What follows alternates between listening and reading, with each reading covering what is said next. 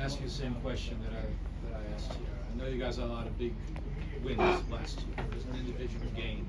Where's this one in the ranking for you? Every season is precious, and to win the first Big Five Classic is precious. And we wanted to represent Temple, and we played together. We talked about that before the game, and this feels special. I talked about that earlier, how when I first came to Philly, I didn't understand the magnitude of the Big Five because I was a foreigner.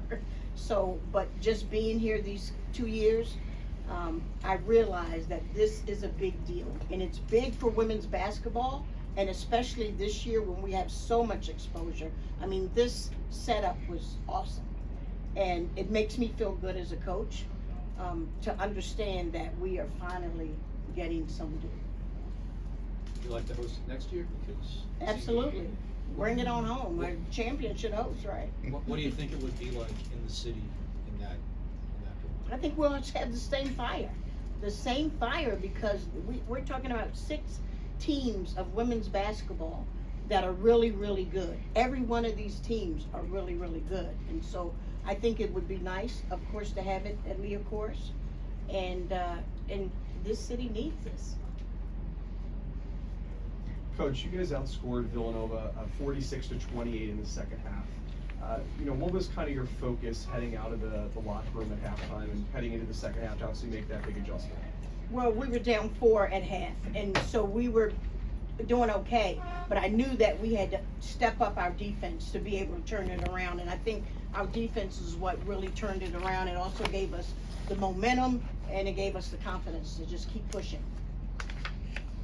On the flip side, though, offensively, you turned it over, I think, 13 times in the first half, and only, I think, 1 in the third quarter, maybe 3 or 4 in total. We had 13 turnovers at halftime, and I talked about that, and we ended up with 15. So we had 2 in the total in the second half. Yeah, was there anything that you see from your team when they're committing those turnovers, and what did they clean up there in the second half? Yeah, some of them were unforced turnovers, just not taking good care of the ball. And we talked about that at halftime. We've got to take care of the ball, not have unforced turnovers where we're throwing the ball away.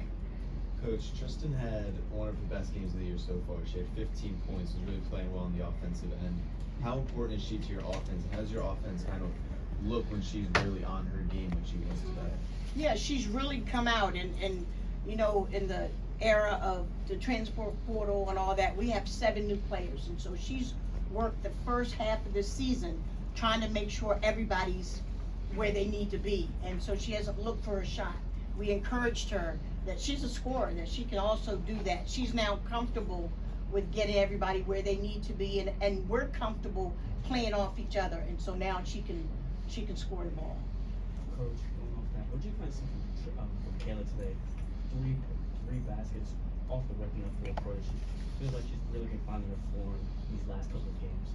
Yeah, she has. I mean, you see her jump shot. I mean, she really gets up there, and we love that. I mean, she can sky. The defense goes, and they go down, and she keeps going up. I call her Air KT, so she's got to live up to that.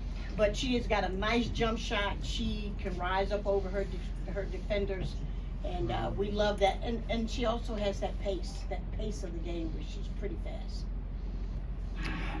Coach, congrats on the win.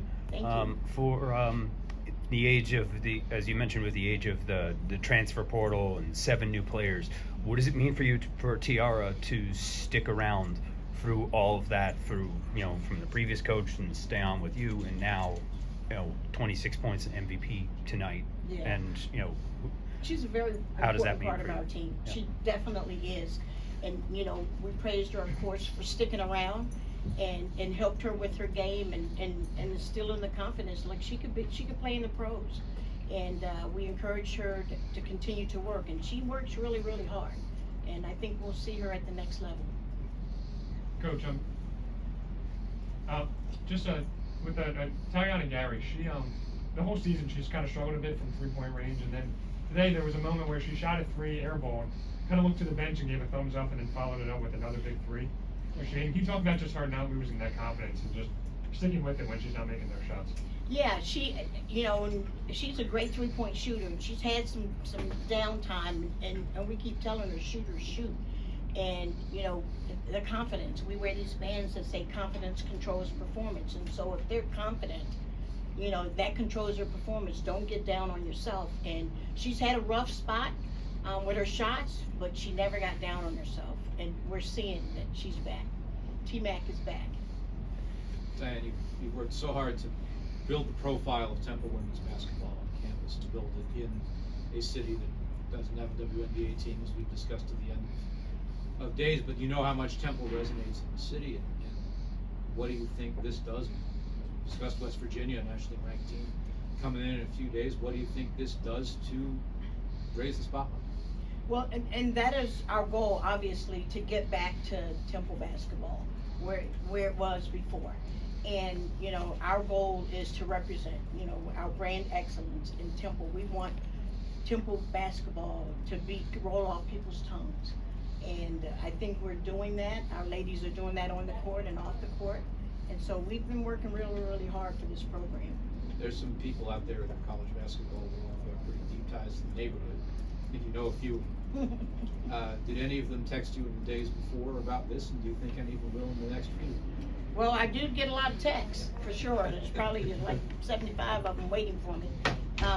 But we are proud of what we're doing, and we are, you know, we're gonna continue to push. We're gonna continue to push, and hopefully some of those people will give us an NIL. Any more questions from Coach? Coach, you look at, just going back to the overall scope of this tournament, the men's side did it last year, it's the first year for the women's side.